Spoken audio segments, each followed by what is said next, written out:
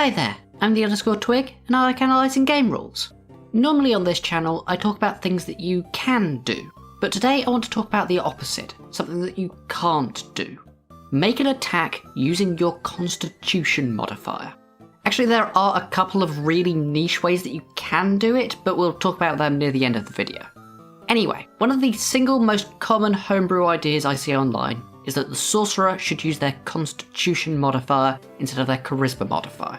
It makes a lot of sense. Sorcerers often get their power from their blood, and they already have constitution saving throw proficiency. It's also just pretty unique and cool.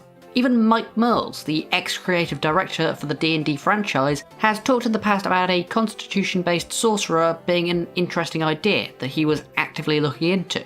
More importantly than that though, it would be completely busted into the next week. A consort would pretty much immediately be the best class in the game. This video is about why there isn't a constitution-based class, but it's also about how you can achieve Nirvana if you sign up to my Patreon. That's right, not Curtis is slowly transforming into Kurt Cobain, and he, as well as all of my other patrons, have access to my private Discord, which constantly smells like Teen Spirit. We're also doing some one-shots at the moment for a little secret project that I'm working on. Of course, as you all probably know by now, SK, Mark Rainbow, Biney, Jaleli, Precipice, Not Curtis, Dreamscribe, Magile, and Optimus FJ Studio are always in bloom. So first up, just to be completely clear, when I talk about a constitution-based class, I mean a class which is encouraged to have constitution as their primary stat for the purpose of progressing the game state. Barbarian is encouraged to increase their constitution because it boosts their already high HP, which effectively gets even higher with the raid resistances, and also boosts their AC. That's all defensive though, it doesn't progress the game state. A constitution-based class would either need to make attack rolls using their con mod, or have their DC be set by it. I'm mostly going to be talking about the sorcerer, just because that's overwhelmingly the class that I see this applied to most, but the majority of the stuff I'm going to be talking about would also apply to martials like the barbarian or the fighter, if they were allowed to have constitution-based weapons. Okay, with our definitions out of the way, why would this be so broken? There are essentially three reasons: increased defensive progression, freed up ability scores, and perfect multiclassing. Let's start with that first one, increased defensive progression. This here is probably the most common sorcerer stat spread. 17 in charisma and 14 in both dexterity and constitution. You're unlikely to use any of your ASIs to increase your constitution score because you'll be focusing first on charisma and then patching up things like your wisdom saves. The vanilla sorcerer is pretty squishy, but with mage armor and shield you can boost your AC up to 20, so a lot of attacks will end up missing. And there's many other defensive options that you can use as well. I actually have a full video all about how you can increase your defenses. Anyway, that sorcerer build will end up with this HP progression. Pretty paltry, you're not impressing anyone with that. Let's shift over to the consort though. Assuming that you start at +3 and boost your constitution at 4 and 8, you end up with this progression. From level 4 you have about 30% more bulk than a Chass Orc, and from level 8 you're at about 50% more. In fact, let's stop comparing this to a vanilla sorcerer and bring in the king of HP, the barbarian. From level 4, this constitution-based sorcerer's d6 hit dice puts it roughly on par with a barbarian at +2, and from level 8 they're on par with a +3 barbarian.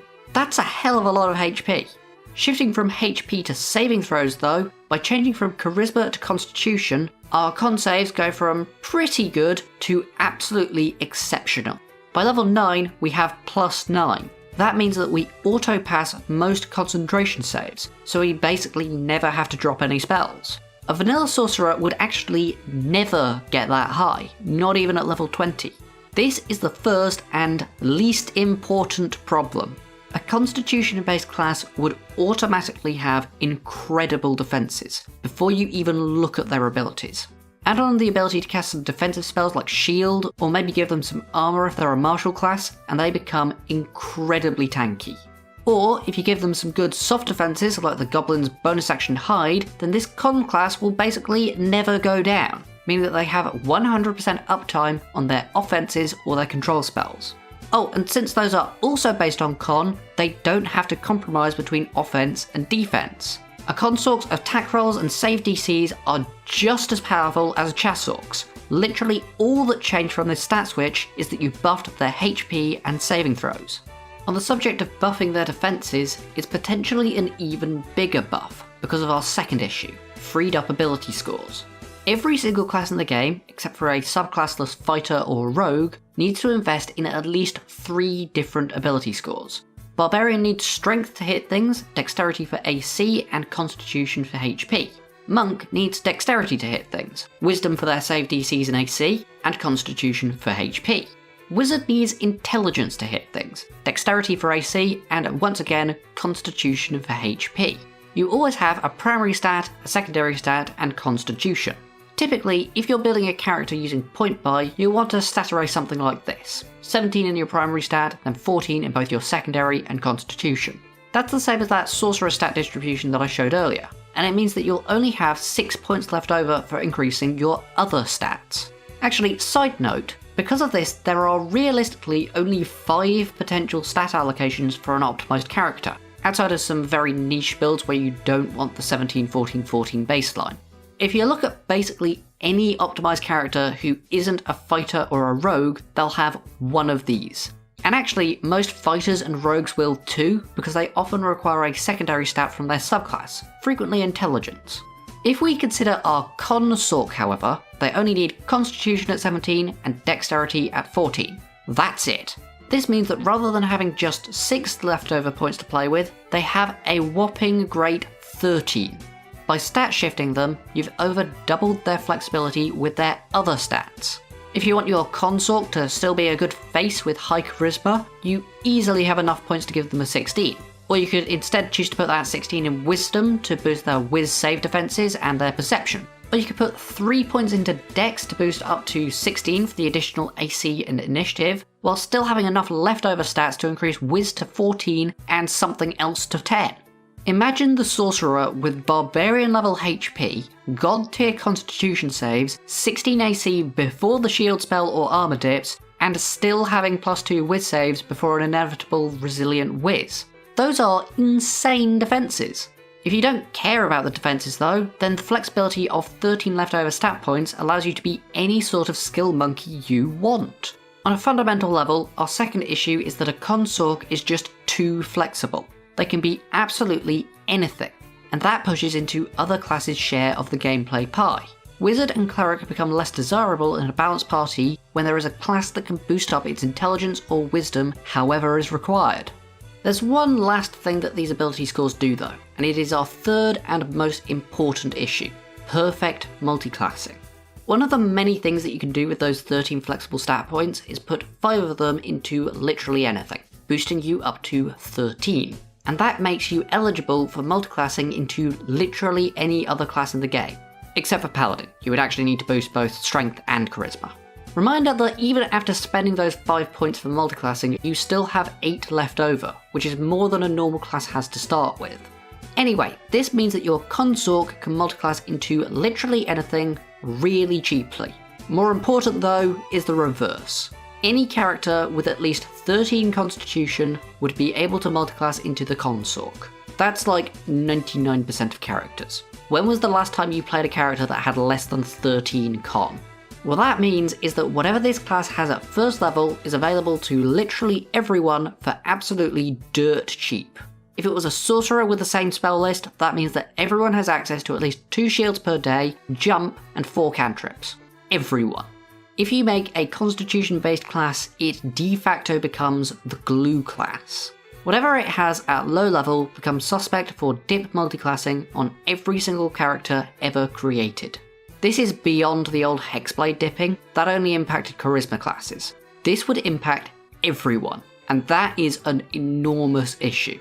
A constitution-based class, pretty much regardless of what abilities it had, would massively harm build diversity, because everyone could pick up its low-level features without having to compromise on their stats. No more having to squeeze 13 chat onto your cleric to give them con saves and shield. You can keep those 5 stat points because you already have 14 con.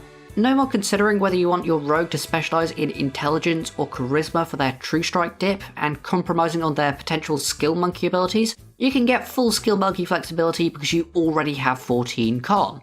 A hypothetical constitution-based class would have top-tier defences, top-tier stat flexibility, and everyone could multiclass in. That's why there isn't one in D&D. It would be broken, pretty much whatever features you gave it, simply because its primary stat is Constitution. That does raise a somewhat interesting question though. If con classes are so broken, how does Pathfinder get away with a Kineticist? For anyone unaware, both Pathfinder 1st edition and Pathfinder 2nd edition have a class called the Kineticist, which uses Constitution as its primary stat, and it's widely considered to be absolutely fine. Now, I don't play a ton of Pathfinder. One of my players really doesn't like how many character options they have to think about every time they level up, to a point where the choice paralysis was actually ruining the game for them. I am, however, very fortunate to be friends with Jackal Torn Moons, who is currently one of the players on the Knights of Last Call's live play of the One Ring TTRPG. You actually play quite a lot of Pathfinder, don't you? Yeah, so I have played maybe an obscene amount of Pathfinder 2nd edition. Oh, I've also played Pathfinder 1st edition, but Pathfinder 2nd edition, I think I've run over 250 sessions. I've probably only played like 10% of that, maybe like 30 sessions or so, including I did run some games for you as well. Yes, you fun. did. My first experience with Pathfinder was actually with you GMing. Yes, I believe we did some beginner box plus Troubles in Otari and maybe a little bit of Abomination Vaults. I don't know if we actually ended up getting in there. I don't think that I got that far. I think I had to drop out before then. But yeah, we played a little bit early on in my Pathfinder career. So I've run probably 3 or 4 campaigns, just regular standard campaigns. And then I also am a member of the GM Council, which is more prestigious sounding than it actually is, of the Knights of Last Calls. They run a big yearly mega game, West March type thing called Northern Reaches. And so I've played a lot of Pathfinder on there with a lot of people. So I've seen pretty much like all the classes from levels 1 to 20, basically. So I wanted to talk to you in particular about one specific class, the Kineticist. This is a Constitution-based class, is my understanding. I've talked a lot in this video so far about how that would be completely broken, but it's not in Pathfinder. Is that right?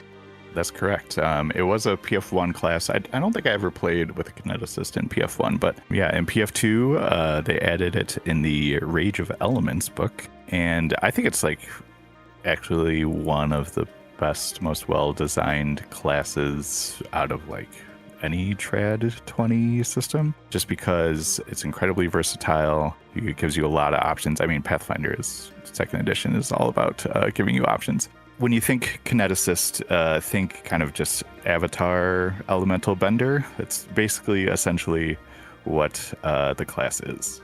So they don't use spells, they don't use normal attacks. Correct. How do they interact then? Because that sounds like they're not using normal features. Right, exactly. So that's kind of how Pathfinder Paizo makes Kineticists and a Conquester work, is basically they take them out of the regular mechanics of the game. So in Pathfinder 2, if you're a marshal, you make strikes, and the different abilities, like double slice or whatever, will say like, you make 2 strikes. So everything that is a weapon attack from a marshal is called a strike, and it uses the rules for strikes, the buffs for strikes. But the Kineticist abilities, their main attack is called Elemental Blast, not a strike. Specifically, Pathfinder's 2nd edition has trait tags, which makes it easy to decide what rules apply to what thing.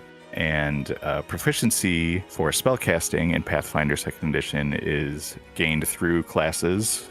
Basically, the rolls that you're making as a Kineticist who make your Elemental Blast or use your Kineticist abilities are not affected by anything that would be buffing a marshal, and it wouldn't be benefited by anything that's buffing a spellcaster. Okay, so it's hard to combo with other party members in the traditional ways then. There's probably other ways that you can do team play, but the traditional buffs don't work on a Kineticist, whereas they would work on a Sorcerer in 5e because there's nothing to differentiate an attack roll from any other attack roll. That's correct. Pathfinder 2nd edition gets around the stacking of buffs and bonuses by basically It has status bonuses, item bonuses, and circumstance bonuses. The way the item bonuses increase for Elemental Blast, there's an item called a Gate Attenuator.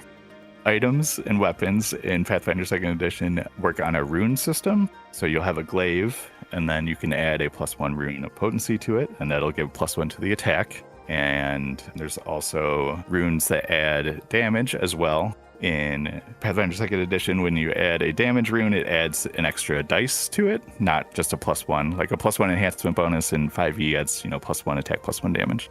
You'd add a rune of potency for the +1 attack, and then you'd add a damage rune, which would, either double or triple the weapon die. None of that stuff can be put on a Kineticist Gate Attenuator. They don't benefit from any of that. The Gate Attenuator adds attack bonus to their Elemental Blast, and it increases the DC of their Kineticist abilities. The Elemental Blast does scale just innately, and nothing else really affects it. There's no other way for both like a spell or a buff or an item or a consumable, like nothing of that kind would add damage to an Elemental Blast. Okay, so it's sort of locking the damage of the main attack feature to magic items and also to buff spells, meaning that you cannot stack things up ridiculously high, so the Kineticist's offenses aren't as overwhelming as other classes. Correct. Damage is probably the thing that they're worst at. Single target damage, I would say. So that's damage. That's been reined in quite nicely. What about the defenses? Because a constitution-based sorcerer would have about as much HP in D&D as a barbarian, and also they can easily get up to 21 AC. How does Pathfinder deal with that? Why aren't they extremely well defended?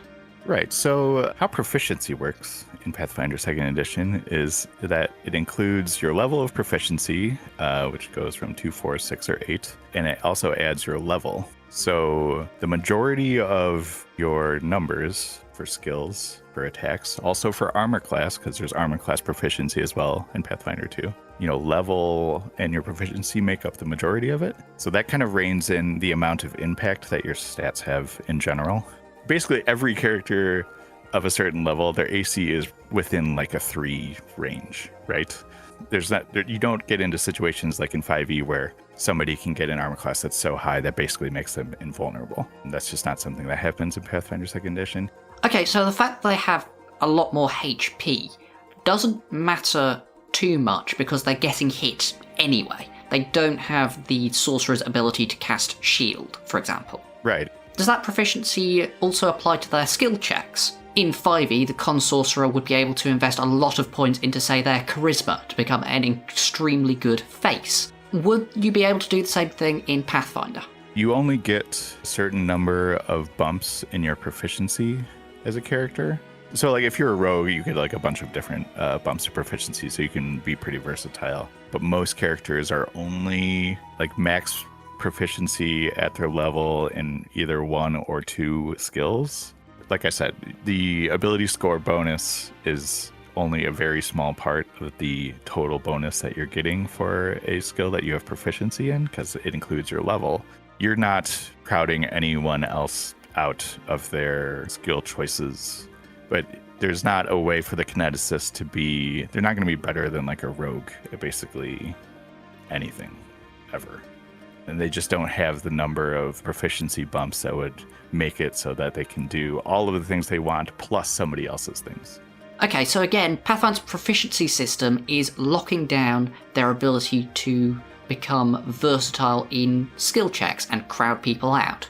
So the last thing that I wanted to ask you about is probably the biggest problem that a constitution-based sorcerer would have in 5e, which is that anyone would be able to multiclass in and get all of their low-level features for essentially free.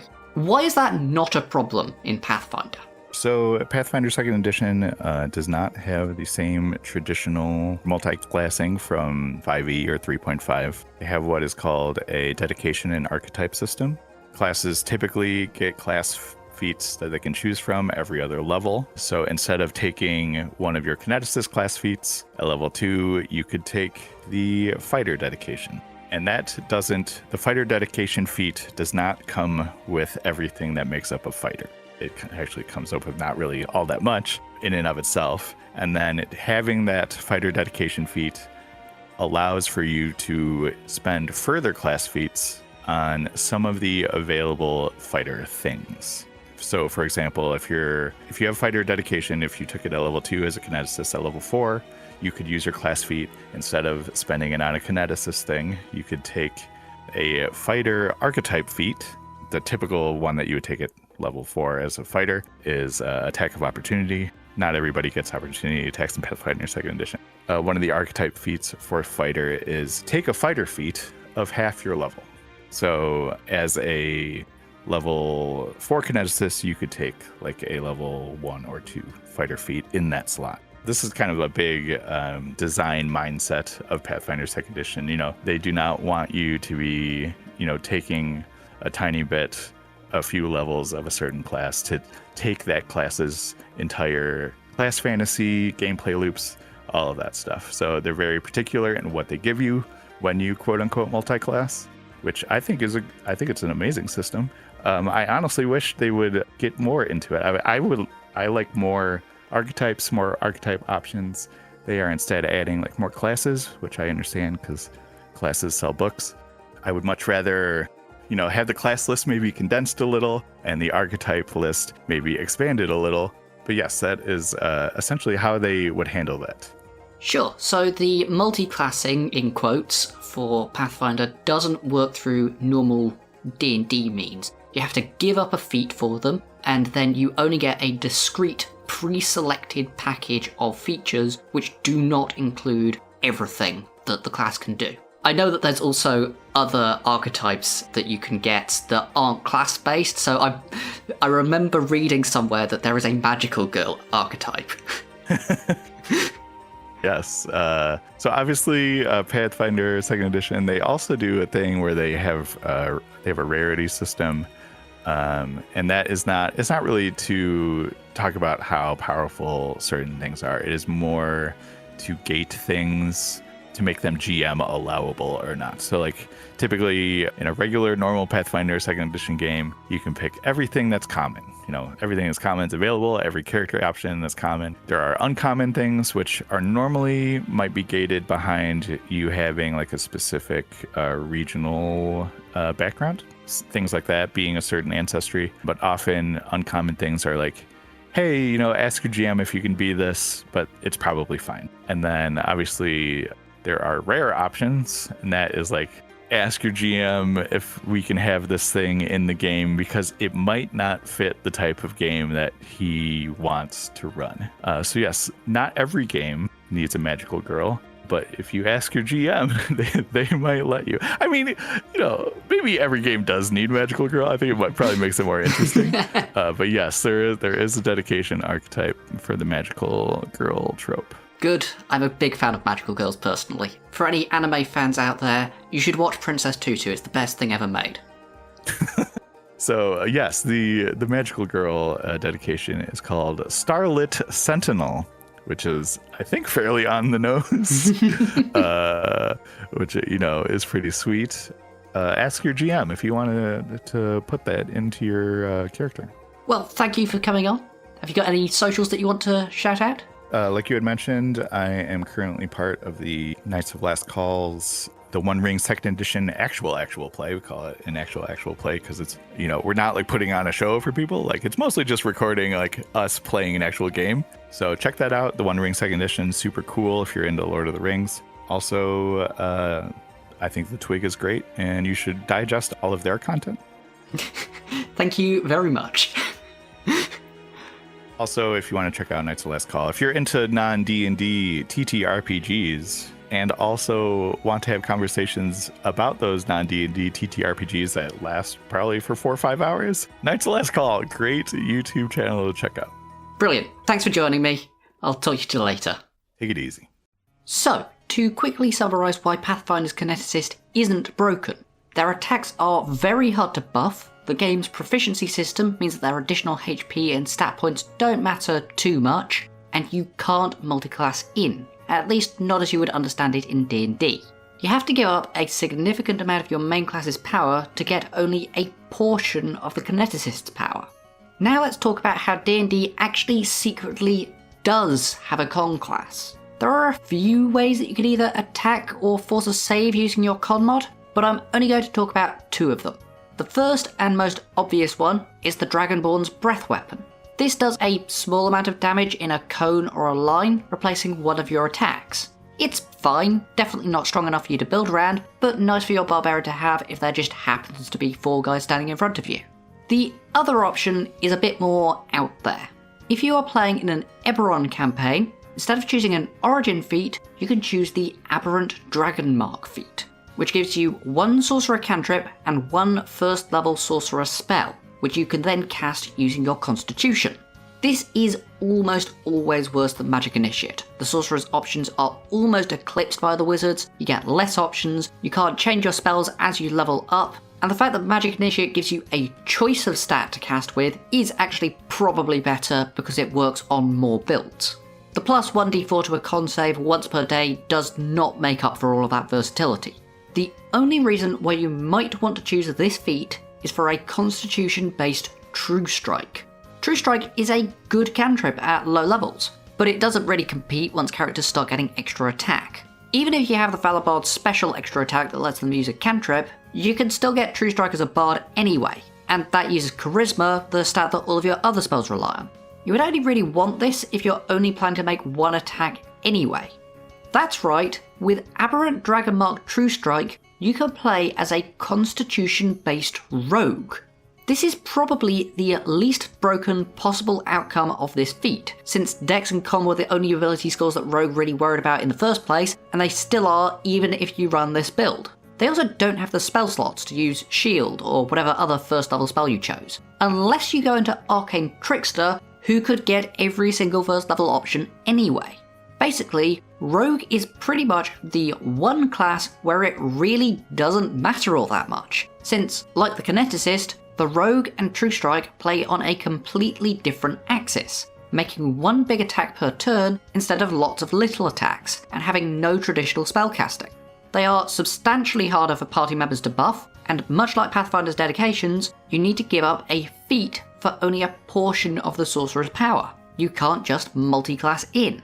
Con is still the best stat that you could have your True Strike in, but it's so well siloed by being on an otherwise mediocre feat that only works on 1 fairly average build that it doesn't actually matter too much. On the subject of feats actually, the one last thing that I want to mention is that the con boosting feats kind of suck. The best ones are probably Crusher, Speedy, and Skill Expert. Although if you don't already have con proficiency, like in the case of the Aberrant Rogue build, Resilient Con is incredibly good. I don't think that con feat sucking is an intentional balance decision, it's just a byproduct of the fact that con isn't really used for anything proactive in D&D. Now, having said all of that, I absolutely give you permission to homebrew a con-based class in your home game. You do need my permission for that, by the way. If you were doing it previously, then you were breaking the law, and you should absolutely be reporting anyone who does it without watching this video. You just need to understand that it is pretty much objectively the strongest primary stat that you can have, and that if you intend on publishing it, you need to really think about how you're going to balance its abilities. If you think that the idea of a con-based rogue sounds cool and you want to see another awesome rogue build, check out this video about Zentrum Tactics, the best rogue feat in the entire game. Make sure to subscribe and all that stuff while you're at it. As Jackal said, you should digest all of my content. Bye!